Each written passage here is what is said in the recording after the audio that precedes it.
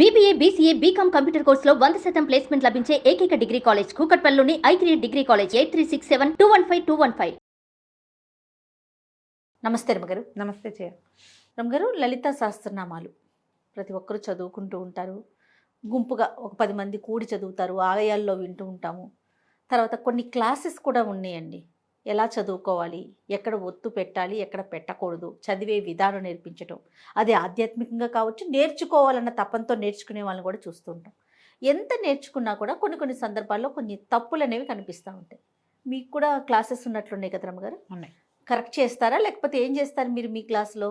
Correct చేస్తాము, సరిగా చెప్తాము. మీరు చదివి వాళ్ళకి వినిపిస్తారా? ఒక శ్లోకం చదివి శ్లోకం యథాతథంగా వాళ్ళతో 2 సార్లు చెప్పించి ఎక్కడెక్కడ తప్పులమ్మా అక్కడ థా రాకూడదు, ధా రావాలి, ధా రాకూడదు, ఫా ఇలా చెప్పాలి.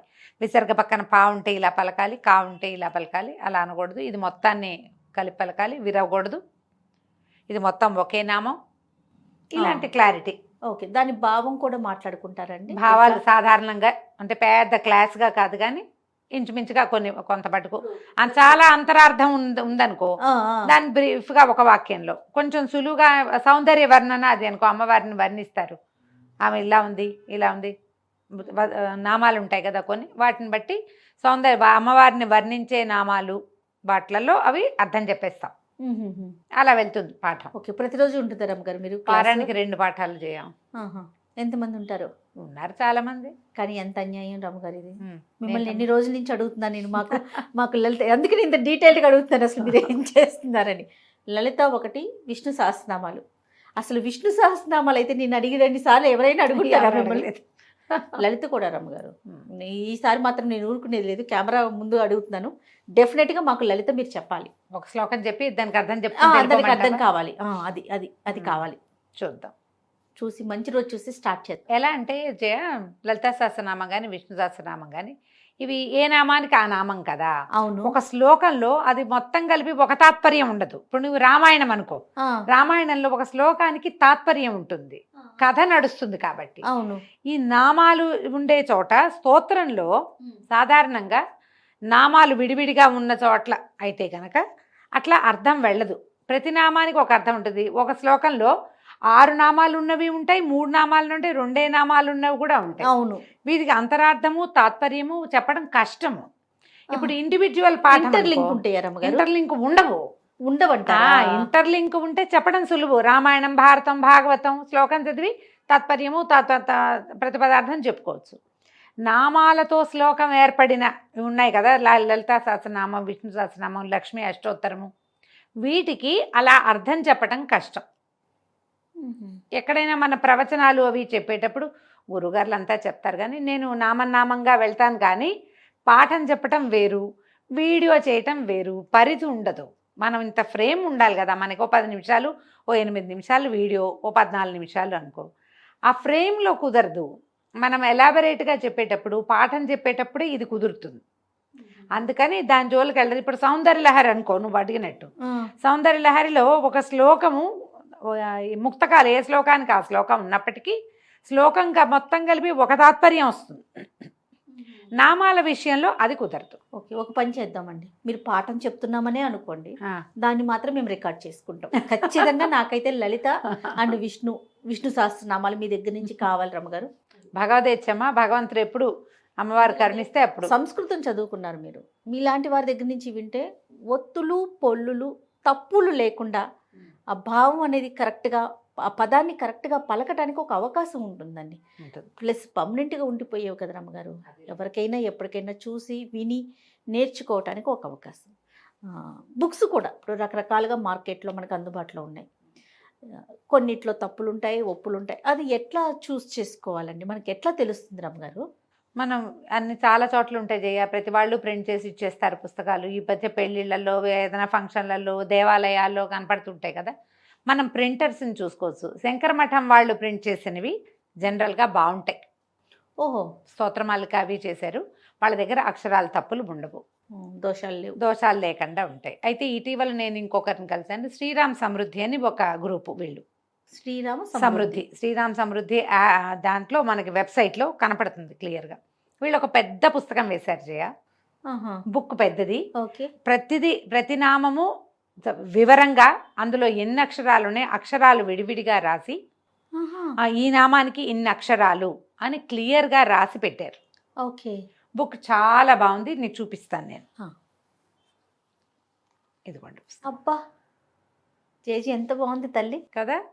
అయితే ఈ బుక్ చూసినప్పుడు నాకు ఇది నచ్చింది, చాలా బాగుంది.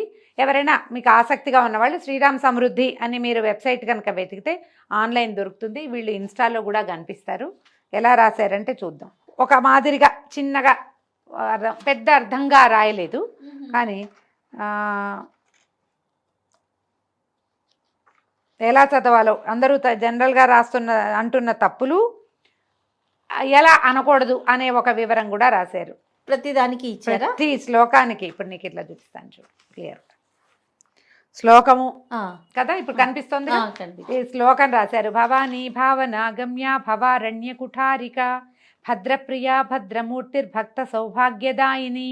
ఈ శ్లోకం దీంట్లో వీళ్ళు రాశారు మొత్తం నామాలు 6. ఈ నామం పఠించేటప్పుడు భద్రమూర్తిర్ భక్త సౌభాగ్యదాయిని అని చదువుకోవాలి. నామం విడదీసి చదువుకోవాలనుకుంటే భద్రమూర్తి భక్త సౌభాగ్యదాయిని అని చదవాలి. ఎలా చదవాలో రాశారు. సూపర్. అలా కాకుండా భద్రమూర్తిర్ భక్త సౌభాగ్యదాయిని అని చేయకూడదు, మూర్తిర్ అనాలి, మూర్తి భక్త అనాలి. ఇలా ఎలా అనాలో రాశారనమాట. ఇందులో భవాని 3 అక్షరాల నామం, భావనాగమ్య 5 అక్షరాల నామం, భవారణ్య కుఠారిక 8 అక్షరాల నామం, భద్రప్రియ 4 అక్షరాల నామం, భద్రమూర్తి 4 అక్షరాలు, భక్త సౌభాగ్యదాయిని 8 అక్షరాలు, భవాని. వీటిని ఎట్లా చదువుకోవాలి మనం? ఒకవేళ కనుక హోమం ఇది చేసుకుంటున్నాం అనుకో, అర్చన చేస్తాం, ఒక్కొక్క నామము చదివి చేస్తాం కదా. సహస్రనామార్చన చేసేటప్పుడు ఒక్కో నామము చదువుతూ పువ్వులు వేస్తారు. అప్పుడు శ్రీ భవాన్యై నమః, శ్రీ భావనాగమ్యాయై నమః, శ్రీ భవారణ్య కుఠారికాయై నమః, శ్రీ భద్రప్రియాయై నమః, శ్రీ భద్రమూర్తియై నమః, తర్వాత శ్రీ భక్త సౌభాగ్యదాయిన్యై నమః. ఎలా నామాన్ని విడిగా చెప్పుకునేటప్పుడు నామానికి విడిగా అర్చన చేస్తే ఎలా చేయాలో కూడా రాశారు. ఇంత క్లారిటీ ఉంది కాబట్టి చాలా బాగుంది. ఈ పుస్తకం పేరు ఇది వివరం చెప్తే ఎవరైనా ఆసక్తి కలిగిన వాళ్ళు తీసుకుంటారని ఇది చెప్పదలుచుకున్నాను నేను. చాలా బాగుంది. ఇది బాగుంది, నాకు ఇది బాగా నచ్చింది. మొత్తం చివరి దాకా కూడా అన్నీ ఇలాగే ప్రతి శ్లోకానికి రాశారు. ప్రతి శ్లోకం ప్రతి నామము విడదీసి రాశారు. ఇది ఒక పాయింట్. వీళ్ళది ఇంకొక 2వ ప్రయత్నం ఒకటి ఉంది. ఇది 2వ బుక్. ఇదేమో మనం చదువుకునే ప్రాక్టీస్, ఇది రాత ప్రాక్టీస్. ఇది చూడు. అబ్బా బాగుంది రమ్మగారు. బాగుంది కదా, ఇంట్రెస్టింగ్ గా. వీళ్ళు ఏం చేశారంటే ప్రతి శ్లోకము పైన రాసి అందులో ఉన్న ప్రతి అక్షరాన్ని కింద విడదీసి రాసి ఆ కింద అది మీరు రాయటానికి వీలుగా రాస్తే బాగా తొందరగా వస్తుంది కదా. రాస్తూ నేర్చుకోదలుచుకున్న వాళ్ళకి ఉపయోగపడేటట్టుగా ఈ పుస్తకం రాశారు. రాత పుస్తకమే ఇది, దీని పేరే అది. ఏం రాశారు? సహస్రనామ లలితా సహస్రనామ లేఖన పుస్తకం శ్రీరామ్ సమృద్ధి, ఇది వీళ్ళ పేరు. మీరు ఇది ఆన్లైన్లో ఈ పేరు కొడితే వచ్చేస్తుంది. ఈ 2 పుస్తకాలు బాగున్నాయి. మీకు రాతొద్దనుకుంటే చదువుకోవడానికి కొనుక్కోవచ్చు చక్కగా. ఎవరికైనా గిఫ్ట్ ఇవ్వడానికి బాగా పనికొస్తుంది. అవును రమ్మగారు. గిఫ్ట్లు వద్దు, మీకే కావాలి. పుస్తకం ఒకటి స్పష్టంగా అయిన అక్షరాలతోటి క్లియర్గా ఉంటుంది కాబట్టి చదువుకోవచ్చు. అమ్మ ఇది దొరికితే చదివేసుకుందామని అనిపిస్తుంది. మీకు ఆల్రెడీ బాగా వచ్చి ఉండి ఎక్కడెక్కడో చిన్న చిన్న మిస్టేక్స్ చేస్తున్నామని చిన్నప్పటి నుంచి చదివేవాళ్ళు నాలాంటి వాళ్ళు కూడా దీన్ని ఫాలో అవ్వచ్చు. ఆ చిన్న మిస్టేక్స్ కూడా, ఆ చిన్న తప్పులు వాచాదోషాలు కూడా పడకుండా ఉండడానికి ఈ పుస్తకాన్ని వాడుకోవచ్చు. కొత్తగా చదువుకునే వాళ్ళు ఎవరైనా నాలంటే ఒక టీచర్, నేనే కాదు ఎవరు దొరికినా కూడా వారి దగ్గర చదువుకునేటప్పుడు దీన్ని ఫాలో అయితే మీకు ఆ చిన్న చిన్నవి లేకుండా ఉంటాయి. అండ్ మోర్ ఓవర్ ఇంకొకటి చెప్తా జయ, మీకు ఆన్లైన్ నేర్పిస్తున్నారు చాలామంది. ఇందులో తమిళియన్స్, మలయాళీసు, కన్నడిగులు చెప్పే పాఠాన్ని గనక తీసుకుంటే, మీకు వివరం చెప్తున్నాను నేను, వారిని విమర్శించడం నా ఉద్దేశం కాదు. మనం తెలుగులో పలికిన లాంటి క్లారిటీ వాళ్ళకి ఉండదు, ఆ ఉచ్చారణ వాళ్ళకి ఉండదు, వాళ్ళకి ఒత్తులు తక్కువ ఉంటాయి. కొంచెం కొంచెం మలయాళీస్ పర్వాలా బాగుంటుంది వాళ్ళది, కానీ ఒత్తుల్లో చిన్న చిన్న డిఫరెన్సెస్ వస్తాయి, అదొకటి చూసుకోండి. తర్వాత దీన్ని సంస్కృతం రాని వాళ్ళు ఆల్రెడీ ఇలాగే నాలాగా ఎవరి దగ్గర నేర్చుకుని మీకు చెప్తామంటే తీసుకోవద్దు. నేను ఆ గురువుగారిని ఫాలో అవుతున్నా, ఈ గురువుగారిని ఫాలో అవుతున్నా, వాళ్ళు చెప్పింది చేస్తున్నామని చకచకా చదివేసి ఇంతే అంటే తప్పు, అలా చేయకూడదు. నేను ఒక వీడియో చూశాను జయ, రక్తోత్పలం బిభ్రతి, అమ్మవారు రక్తోత్పలాన్ని పట్టుకుంటుంది. రక్తోత్పలం అంటే ఎర్రని కలువ పువ్వు, ఉమ్, నీలోత్పలం ఉంది కదా, అవును. అలాగే అలానే రక్తోత్పలం, రక్త తల్పం అని చదువుతున్నారు వాళ్ళు. అబ్బా, రక్త తల్పం అంటే ఏంటి? ఎర్రని మంచు. పక్క. తల్పం అంటే రక్తం అంటే ఎరుపనే కాదు, నెత్తురు అని కూడా అర్థం. ఎర్రటి పక్కే కాదు, నెత్తుటి పక్క అని కూడా అర్థం వస్తుంది. మీకు తెలియనప్పుడు ఆ గురుగారిని ఫాలో అవుతున్నాను, గురుగారి పేరు చెప్పి మీరు తప్పించుకుందామని అనుకోవద్దు. తప్పులు చెప్పకండి. అది మీకు ఏదో మీకే ఇబ్బంది కదా. ఏదో చెప్పేసేయాలని ఎందుకు? మీకు చేత వచ్చిందే చేయొచ్చు కదా, ఎందుకు పెద్ద చెప్పుల్లో కాళ్ళు పెట్టాలి కదా. మన చెప్పులకి మనం అక్కడి నుంచి మాట్లాడేటప్పుడు ఒత్తులు అలవాటుగా పలికే వాళ్ళ విధానం వేరేగా ఉంటుంది, కావాలని పలికే వాళ్ళ విధానం వేరుంటుంది. అక్కర్లేకుండా ప్రతి చోట బాగా ఒత్తి చెప్పడం తప్పు. ఇప్పుడు ఆ విధంగా అనకూడదు, థా అని పడేయకూడదు. విధంగా అంటే విధమే అనాలి, విథా అనకూడదు. నువ్వు అక్షరం ఎక్కువ పెట్టినట్టు. నువ్వు ఎక్కువ చెప్పినా తప్పే, అనకపోయినా తప్పే. ఎంత అనాలో అంతే అనాలి. ఆ అంత అనడాన్ని మీరు నేర్చుకోవాలి. నేర్చుకున్నాక ఎవరికైనా చెప్పడానికి ప్రయత్నం చేయాలి. మీరు విని నాకు వచ్చు అని అనుకోవద్దు, చదివి నాకు వచ్చేసింది అనుకోవద్దు. చెప్పుకోండి, ఎవరి దగ్గరైనా నేర్చుకోండి. నేర్చుకున్నాక మీరు చెప్పచ్చు. బేసిక్ సంస్కృతం రావలేను, ఇది బేసిక్ రూల్. అప్పుడే పట్టు మీరు సరిగ్గా చెప్పగలుగుతారమ్మా. మీరు అంటున్న దాంట్లో తాతాలలో డిఫరెన్స్ ఉంది. ఉన్నప్పుడు దాన్ని తెలుసుకోవాలి కదా, మీకు అర్థమైతే కదా. ఇప్పుడు నేను మిమ్మల్ని ఎవరినైనా తక్కువ చేయటమో చిన్నపుచ్చటమో నా ఉద్దేశం సుతరాము కాదమ్మా. ఎందుకు ఇలాంటి పొరపాట్లు చేయాలి మనం? అదే కదా, భగవంతుడితోటి వ్యవహారం కదా. మరి అమ్మతోటి ఎలా పలికినా, భక్తులు పిలిస్తే కన్నప్పకి పలకలేదా మాకు పలుకుతుంది ఇలాంటి పిచ్చి మాటలు మాట్లాడకండి. కన్నప్ప ఆటవికుడు, బోయవాడు, ఆయన భక్తి అది. మనం అది కాదు కదా. మనం చదువుకున్నాం, మనకు తెలుసు. బాగా చెప్పారు. మనకు తెలుసు కదా. మనకు తెలిసినప్పుడు ఏం చేయాలి? బాగా తెలుసుకుని చెప్పాలి. ఏదైనా పుస్తకాలు తీసుకునేటప్పుడు కూడా ఎవరైనా మీ గురుగారి దగ్గర పాఠం చెప్పుకునేటప్పుడు కరెక్షన్స్ చేసుకోండి. ఎవరో మాస్టర్ చెప్తారు, నేర్చుకుంటూ ఉంటారు. మీ బుక్లో ఆ కరెక్షన్ రాసి పెట్టుకుని ప్రొనౌన్సియేషన్లో ఉన్న చిన్న చిన్న డిఫరెన్సెస్ పోగొట్టుకుంటే అమ్మ మీరు ప్రధానంగా ఒకటి అర్థం చేసుకోండి, మనం అమ్మని ఎలా పిలిచినా పలుకుతుంది, అందులో సందేహం లేదు. ఎలా పిలిచినా ఏ బిడ్డకైనా ప్రతి వాళ్ళు అమ్మ తాలూకు బిడ్డలమే.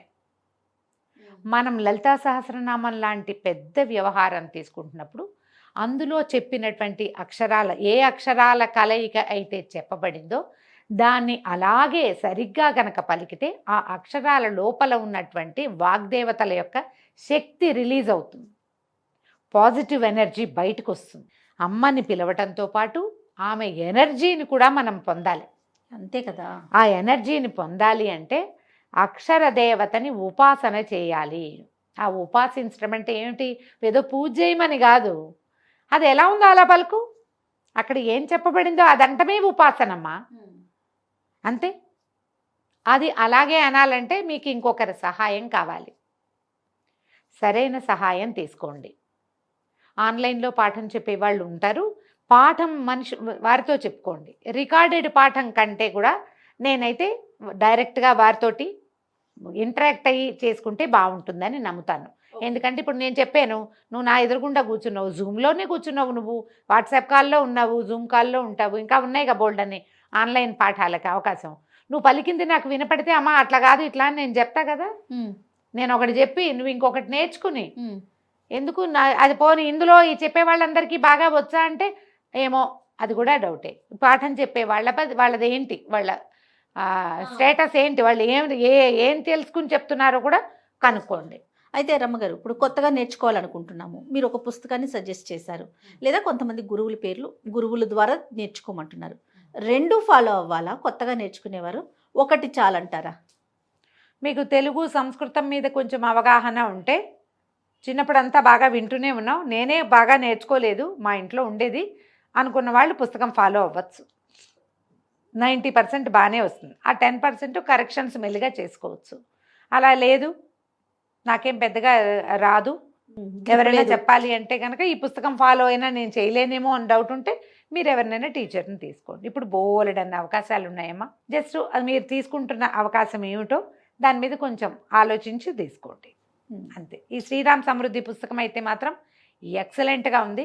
నాకు అది రాయటం అక్కర్లా, ఊరికే ఆ పుస్తకం చూస్తే రాయి బుద్ధి అవుతుంది అదే సరదాగా. అదే అదే అందుకని రేపటి నుంచి మొదలుపెట్టి నేను కూడా పౌర్ణమి నాడు మొదలుపెట్టి రాద్దాము. ఓ అందుకని తీసుకున్నారా? అంటే తను పంపించారు వాళ్ళు, అవునులే. వాళ్ళు పంపారు చూడండి అని. బాగుంది. అంతేగా.